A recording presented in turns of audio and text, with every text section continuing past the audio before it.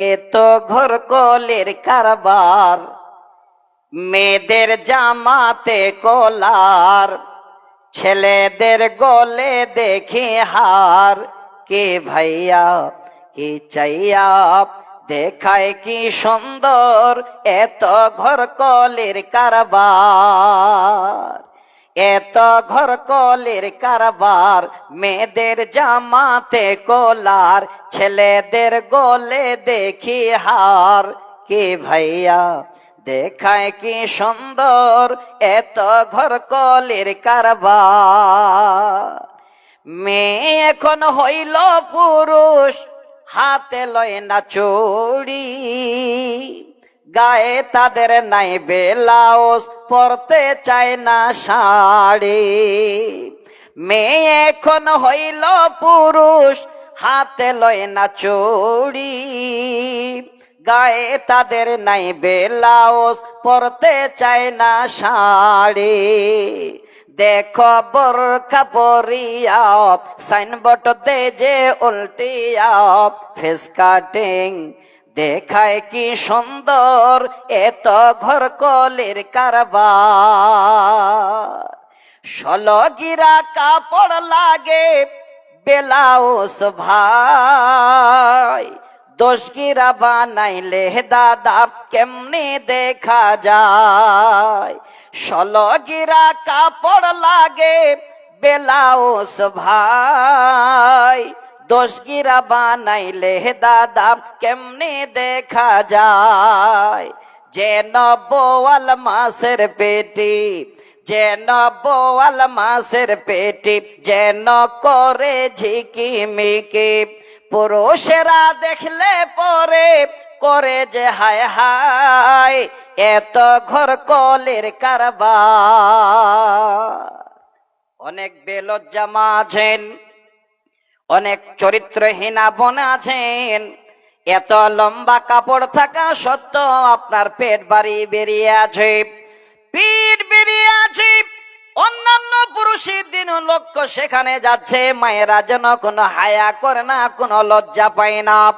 আমি বুঝাতে চাইলাম রে মা, একবার দেখেন আল্লাহ রাব্বুল আলামিনের জান্নাতের ভিতরে এক অপরের দিকে যেন লজ্জায় তাকাতে পারে না, সে লজ্জা ঢাকার জন্য গাছের পাতা নিয়ে সে ইজ্জত ঢাকা। এতটুকুন মানেন, এইটুকু কমপক্ষে আপনারা আমরা সবাই মানি। আজকে আমাদের চরিত্রগুলোকে একটু ঠিক করি। যারা বাবা আছেন, আমি আরেকটা উদাহরণ দিচ্ছি আপনাদের, একদম সহিহ বুখারী মুসলিমের হাদিস। এই হাদিসটাকেও আপনাদের সামনে তুলে দিচ্ছি। হাদিস নাম্বার 5135, সহিহ বুখারী মুসলিমের হাদিস। যেই বাপ আজকে এখানে বসে আছেন, আমি আরো একটা প্রকাশ্যে হায়া, প্রকাশ্য লজ্জা এবং এত সুন্দর চরিত্রের কথা বলছি আল্লাহ রাসূলের হাদিস থেকে। কে গো, পুরো মানুষ দাঁড়িয়েছে নাকি? ওটা আল্লাহু আকবার, কি এটা পড়ে আছে গো? বাবুর এটা খুলে দাও বাপ। মুখা একটা লাগিয়েছে নাকি দেখে আমাকে নিজের চিন্তায় পড়ে গেলাম। যাক আলহামদুলিল্লাহ, কি না উঠেছে জালসা এখন।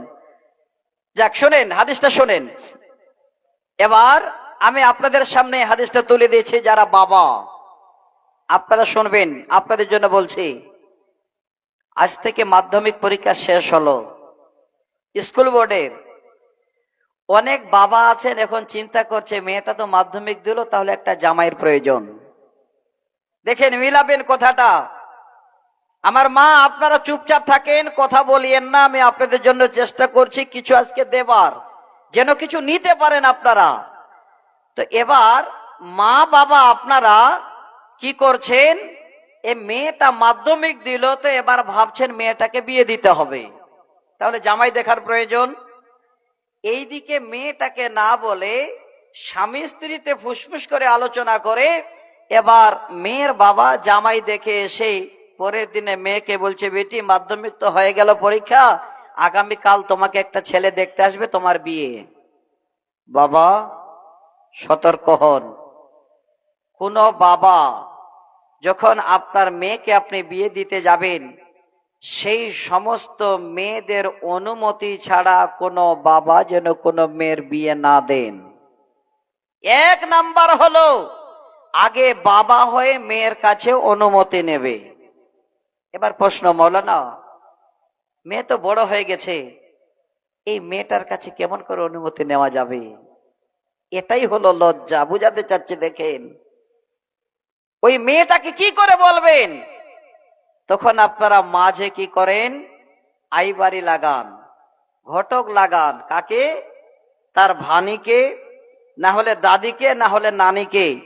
গিয়ে বলেন যে যাও তোকে একটু বলো, আমার মেয়েকে একটু জিগাও যে বিয়ে দিতে চাচ্ছে, রাজি আছে কি না।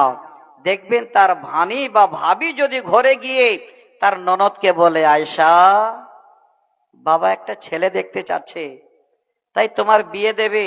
আচ্ছা বলো তো, বাবা তো বলতে পারছে না, আমি তোমাকে বলছি বোন, আচ্ছা বলো যদি তোমাকে বিয়ে দিতে চায় বিয়ে করবে? ওই মেয়েটা, সাবালিকা মেয়েটা, মাধ্যমিক দিল সেই মেয়েটা এবার ভাবির সামনেও আনন্দ করে লাফিয়ে বলবে না যে বিয়ে করব? বলবে? বলবে না। কি করবে? কথাটা শুনে মুস্কি মেরে একটু হেসে মাথাটা নিচু করে নেবে, আর লজ্জায় মাথাটা উঠাবে না।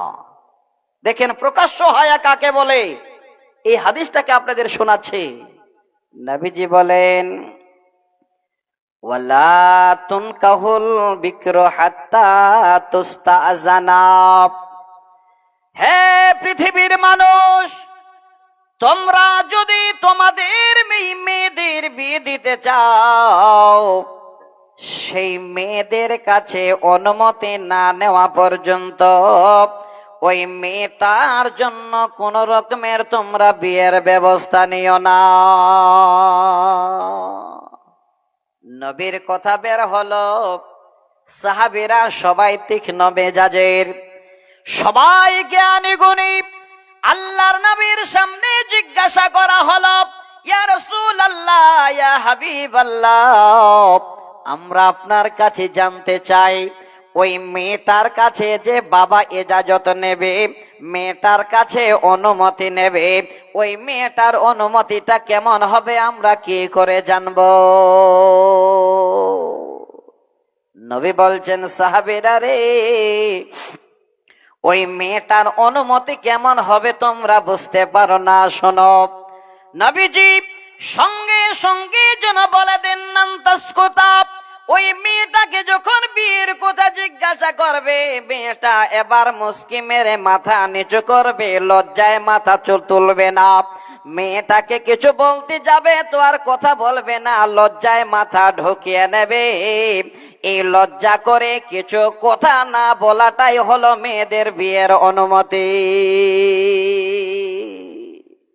মেয়েটা চুপ আছে, লজ্জায় কথা বলে না, মানে মেয়েটা বিয়েতে রাজি আছে। বর্তমানে যে পরিষেবা আল্লাহ দিয়েছেন দুনিয়াতে, মেয়েকে আর বিয়ের জন্য জিজ্ঞাসা করতে হবে না। ঠিক না ভুল? একটু কথা বলেন। এই জন্য বলতে হবে না, কোন মেয়েকে যদি বলেন বাবা তোমার জামাই দেখার জন্য তৈরি হচ্ছি, মেয়ে বলছে দাঁড়ান একটু দেরি আছে, জামাই দেখতে হবে না, জামাই দেখা আগে হয়ে গেছে। কি জামানা, কি দুনিয়া! আজকে এই চরিত্রটা কত দামি, এই চরিত্রের কত মূল্য আছে। আমি আপনাদের সামনে একটা হাদিস শোনাচ্ছি, কালে শুনবেন, সহিহ মুসলিমের হাদিস। এইটুকু কথা কালে আপনাদের সামনে তুলে দিই। আমাদের সমস্ত নমুনা। আল্লাহ রসুল একদিন এইভাবে করে বক্তব্য রাখছেন, তো একজন সামনে সাহাবী এসে, যেখানেই আলোচনা হয় সামনে বসে, তো আল্লাহ রসুল একদিন ওই সাহাবীকে দেখে নিজেই চিন্তা ভাবনা করে এবার এই বাক্যটা বলছেন, সাহাবীটার নাম ধরে কি বলছেন? ইয়া জুলাইবিবু আলা তাতাজাওয়াজ। হে জুলাইবিব, ওরে আমার সাহাবী শোনো, যেখানেই আলোচনা হয় তুমি সেখানে গিয়ে সামনে বসো, কোরআন শোনার জন্য, হাদিস শোনার জন্য, শরিয়ত জানার জন্য। ওরে জুলাইবিব, এইভাবে করে তুমি কতদিন সময় কাটিয়ে দেবে? জলাই বিবি রে, আমি নবী তোমার কাছে জানতে চাচ্ছি, জলাই বিব বলো তো তুমি বিয়ে করবে কি করবে না? একজন সাহাবী সামনে বসে আছেন, আল্লাহ রসুল বারবার দেখছেন সব জায়গায়। এবার বলছেন, জলাইবি আমি তোমাকে প্রশ্ন করছি, একবার বলো তুমি কি বিয়ে করবে না? জলাইবি বেবার যেন মাথা শরমে নিচু করে নিল। আবার বলছেন, ইয়া জলাইবি আলা তাতা জাওয়াজ, হে জলাইবি তুমি কি বিয়ে করবে না? কেন তুমি লজ্জায় মাথা নত করে নাও? আমি নবী তোমাকে জিজ্ঞাসা করি। এবার জলাইবি নিজের জীবনের দুঃখের কষ্টের কথা যেন কাউকে না জানিয়ে আল্লাহর নবীর সামনে দাঁড় হয়ে গেল। নবীকে বলছেন, নবী গো,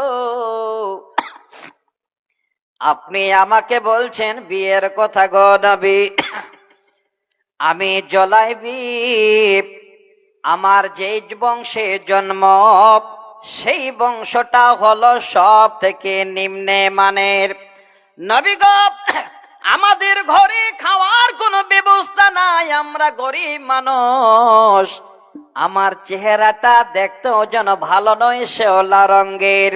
ওগো আল্লাহর নবী, এই যে দেখেন আমার গায়ে কোনো ভালো জামা কাপড় নাই, আপনি আমাকে বিয়ে করতে বলেন।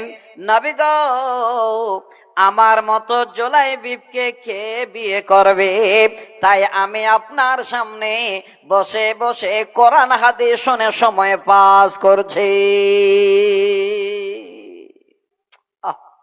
কি জীবন! সহিহ মুসলিমের হাদিস।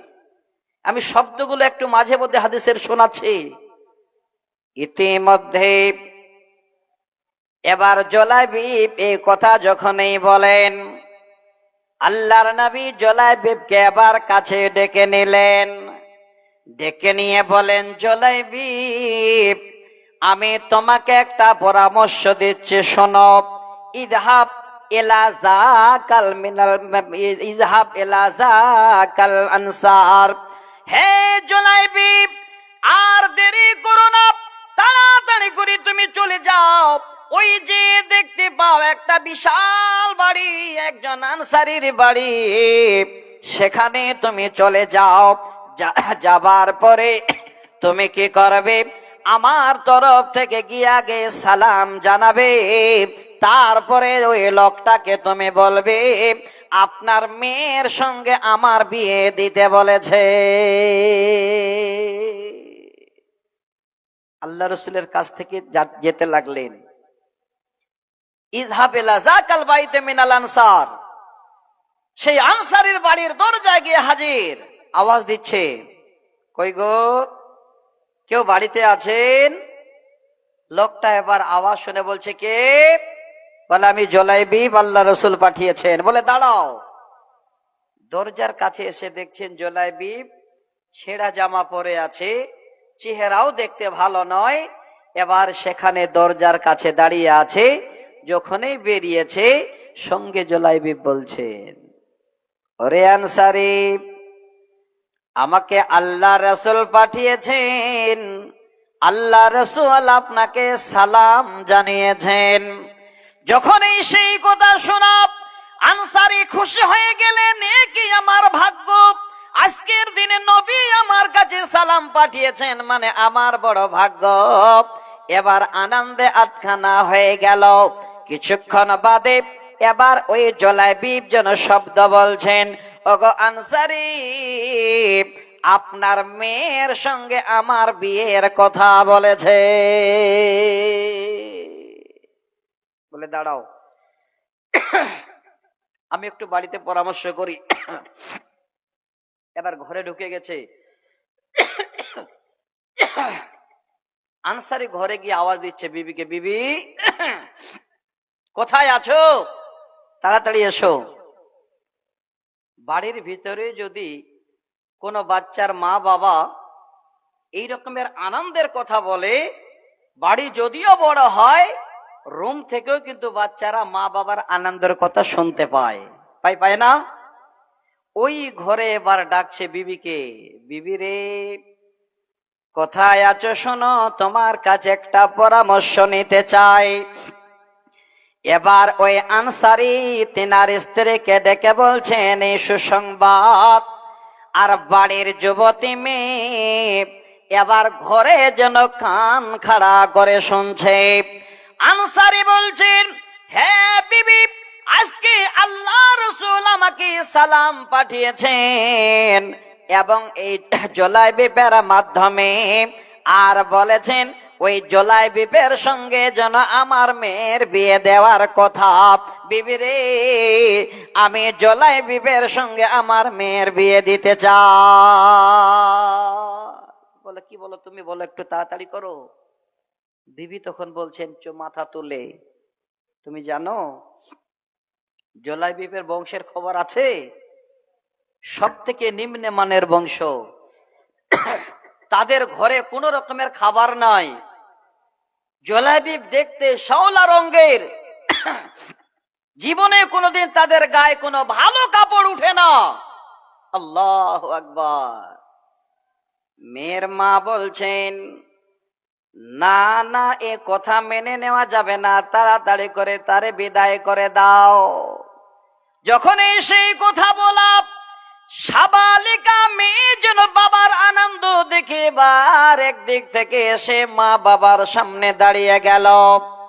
দাঁড়িয়ে বলছেন, আতারাদ্দুনা ইলা রাসূলিল্লাহি সাল্লাল্লাহু আলাইহি ওয়াসাল্লাম, হে আম্মা জান, আজকের দিনে কি আল্লাহ রাসূলের এত সুন্দর ফরমানকে আপনারা যেন প্রত্যাহার করতে চান? না না না, আল্লাহ রাসূলের এই ফরমানকে আমি প্রত্যাহার করতে দেব না। আল্লাহ রাসূল বলেছেন ওই জুলাইবিবির সঙ্গে আমার বিয়ের কথা। আব্বাজান, আপনি আমার বিয়ে জুলাইবিবের জন্য দেওয়ার জন্য প্রস্তুতি নিন। মেয়েটা এবার আব্বাকে অনুমতি দিয়ে দিল। মেয়ের মা ঘরে, জুলাইবিব এবার বাইরে। মেয়ের বাবা বলছে, মা একটু দাঁড়াও, আমি সুসংবাদ একটু আল্লাহ রাসূলের কাছে নিয়ে যাই। চলে গেলেন, গিয়ে বলছেন, ইয়া রাসূলুল্লাহ, আমি আজকে যেন আনন্দে আত্মহারা হয়ে গেছি। আপনি আমার কাছে সালাম পাঠিয়েছেন আর আমার মেয়ের বিয়ে জুলাইবিবের সঙ্গে দিতে বলেছেন, তাই আমি যেন বিয়ে দেওয়ার জন্য প্রস্তুতি নিয়ে ফেলেছি। আল্লাহু আকবার। আল্লাহ রাসূল সঙ্গে সঙ্গে খুশি হয়ে দোয়া দিলেন। কি দোয়া? আল্লাহুম্মা সুব্বাল খায়রা আলাইহা, ওগো আল্লাহ, তুমি তাদের ঘরে বরকত দাও। আল্লাহ তাদের দাম্পত্য জীবনে সুখ দাও। আল্লাহ তাদের সমস্ত রকমের জীবনে তুমি শান্তি ফিরিয়ে দাও। জুলাইবিবের সঙ্গে বিয়ে হয়ে গেল। হ্যাঁ মা, আমার বলার উদ্দেশ্য হলো, এই রকমের একজন আল্লাহওয়ালি মেয়ে, তার বাবার মত আছে, আল্লাহ রাসূলের কথা ফেরত দিতে দেবে না, নিজের মাকে জানিয়ে দিল। আমি বোঝাতে চাই রে মা, যদি কোন মেয়েকে বিয়ে দিতে চান, মেয়ের কাছে অনুমতি নেন। দ্বিতীয় নম্বর হলো, এই রকমের একজন সাবালিকা নারী হয়ে গেছে, সেই নারী যদি এবার বাবাকে বলে, তার মাকে বলে বিয়ের কথা, তার কথায় যেন মা বাবা এবার সেই মেয়েটাকেও বিয়ে দিয়ে দেয়। এর নাম হলো ফিতরি হায়া। এবার ঈমানি হায়া, ঈমানি লজ্জা কাকে বলে, এই শব্দ দুটো আপনাদের তুলে দিই। আজকে মায়েরা বসে আছেন, আপনারা বসে আছেন, আল্লাহর ডর নেই, আল্লাহর ভয় নেই। চলতে ফিরতে উঠতে বসতে আমরা অন্তর থেকে গুনাহ, চোখের গুনাহ, জিহ্বার গুনাহ, কানের গুনাহ, সব জায়গায় গুনার গুনাহ করছি। আমাদের ভয় বলতে অন্তরে এতটুকুনো জাগে না। দেখেন, যে কোনো কাজ থেকে যত রকমের অন্যায় কাজ আছে, সেই কাজ থেকে বেঁচে যাওয়াটাই হলো ঈমানি হায়া। দলিল আল্লাহর কোরআন এখানে আছে, একটু শুনবেন। আমি আগেই বলেছি 12টা বাজলো, যদি থাকেন তো আর একটু আপনাদের কাছে আমি বলবো, এখনো 10-11-9 মিনিট বাকি আছে। তারপরেও যদি আপনারা থাকেন আমি আপনাদের সময় দেব বলেছি, একটু কথাগুলো শুনবেন। ঈমানি হায়া এবার বুঝাতে গেলাম আল্লাহর ভয়। এতটুকুন মাথায় রাখবেন, যে কাজ করতে যান, রাতে হোক, জঙ্গলে হোক, মাঠে হোক, অপ্রকাশ্যে হোক, সব সময় আপনার অন্তরে যেন এতটুকুন কথা মনে থাকে যে আল্লাহ কেউ না দেখলে তুমি দেখছো। দলিল নেন আল্লাহর কোরআন, সূরা নিসা আয়াত নাম্বার 1 শেষ নম্বর অংশে আল্লাহ বলছেন, ইন্নাল্লাহা কানা আলাইকুম রাকীবা, নিশ্চয় আল্লাহ আমাদের উপরে নিগরান, আমাদের উপরে দেখবান। কথাটা মাথায় রাখবেন। আমার বাপ আপনাদের বলে, মায়েদেরা বলে, বোনরে আমার, হে মায়েরা আমার, আল্লাহ পাক আমাদের উপরে দেখবান বা নিগরান। আমরা কোথায় যাই, কি করে, কোথায় কিভাবে চলে, কেউ যদি দেখতে না পায়, আল্লাহ পাক যেন আমাদের দেখেন। আল্লাহ আমাদের সমস্ত রকমের যেন দৃষ্টমান। এটা হলো ঈমানি হায়া, আল্লাহকে ভয় করে দুনিয়া করা। এবার অনেক বলছেন এটা না এরকম হলো, এমন একটা কাজ করব যেটা আর কেউ জানতে পারবে না দুটা মানুষ ছাড়া। তারা কারা? এই দুনিয়াতে এই রকমের কিছু মানুষ আছে, রাস্তা দিয়ে যাচ্ছে, 10টা মানুষ বসে আছে, এমন চোখের ইশারা করলো, যাকে ইশারা করলো সে জানলো, আর বাদ বাকি কোন লোক জানতে পারলো না। আপনারা আমরা মনে মনে ভাবি এই দুটো লোকই জানলাম, আর তো কেউ জানলো না। না, এটা ঈমানে হায়া, মনে রাখবেন। আপনি যদি চোখ দিয়ে ইশারা করেন, চোখের যদ পাতা দিয়ে ইশারা হয়, অন্য কেউ না জানলেও আমার আল্লাহ যেন চোখের ইশারাও জানতে পারেন। হ্যাঁ বোন আমার, হ্যাঁ যুবতী বোনেরা, আপনাদের বলছি, মা বোন রে, চোখের ইশারাও যেন মানুষকে ফাঁকি দিতে পারেন, আল্লাহর কাছে ফাঁকি দেওয়া যায় না। আল্লাহর কোরআন শোনেন, সূরাটার নাম সূরা গাফির, আয়াত নাম্বার 19। আল্লাহ পাক নিজে যেন এবার এই বাক্যটা আমাদের কাছে দিলেন। আল্লাহ বলেন, ইয়ালামু খাইনাতাল আয়ুনি ওয়া মা তুখফিস সুদূর। আল্লাহ বলেন, বান্দা বান্দিরা, তোমরা যদি চোখ দিয়ে ইশারা করো, এবার এক অপরকে ইশারা করলে এটা ভাবো না যে দুইজনে তোমরা জানলে, আমি আল্লাহ তোমাদের চোখের ইশারাও পর্যন্ত জানি, তোমাদের চোখের ইশারাও আমি আল্লাহ যেন জানি। ওয়ামা তুখফিস সুদূর, আল্লাহ বলে, বান্দা বান্দিরে, যতই গোপনে, যতই তোমরা আড়ালে যা কিছু করতে চাও না কেন, আমি আল্লাহ তোমাদের অন্তরের খবর পর্যন্ত তাও জানি। এটা হলো ঈমানে হায়া, মানে আল্লাহর ভয় রাখা। কোন একটা কাজ করতে যাবেন, এটা কথা স্মরণ হয়ে গেল, আল্লাহ কেউ দেখতে না পেলেও তুমি যেন দেখতে পাও, সেখান থেকে বেঁচে যাওয়াটাই হলো একটা ঈমানে হায়া, ঈমানি চরিত্র। আমরা শুনি, কিন্তু আমরা মন দিয়ে জিনিসটার উপরে আমল করি না। আমরা জানি এই কাজটা করতে গেলে আল্লাহ দেখছেন, কিন্তু আমাদের মনে যেন এতটুকু ভয় হয় না। এবার আপনাদের বর্তমান জামানাকে কেন্দ্র করে একটা উদাহরণ দিচ্ছি, শুনবেন, একদম আল্লাহর কোরআনের দলিল দিয়ে। সূরাটির নাম হলো সূরা মুলক। অনেক মা বোনেরা সূরা মুলক পড়েন। এবার এই রমজান মাস চলে আসলো, বেশি দিন নয়, আর 18 তারিখ রাত্রিতে হয়তো সাহারি খেতে হবে, 19 তারিখে হয়তো প্রথম রোজা হবে। তখন মায়েরা কোরআন নিয়ে গুনগুন গুনগুন শুরু করে দেবেন। সূরা মুলক যেদিন প্রতিদিন শোয়ার সময় আল্লাহ রসুল পড়ে শুইতে বলেছেন, তার অনেক ফজিলত বলেছেন। সেই সূরা মুলকের 13 নম্বর আয়াত, ছোট করে বলছি, আপনাদের আর বিরক্ত করবো না, আমি বুঝতে পারছি 12টা বাজছে, মানে আপনাদেরও 12টা বাজতে শুরু করেছে, আর চিন্তাও করছেন আগামীকালকে অনেক কিছু শুনতে হবে। আজকে যা হলো হলো, এটা টেলার দেখা হলো না, কি বলছেন? হ্যাঁ, এটা মনে করিয়েন না। আমি আপনাদের অনুরোধ করছি, কোরআন হাদিস যেটাই যে বলবে সেটাই আমাদের কাছে সব থেকে দামি। এবার এই উদাহরণটা দিচ্ছি যে আজকে ইমানি হায়া আমাদের নেই কেন? ছেলেদেরও নাই, মেয়েদেরও নাই।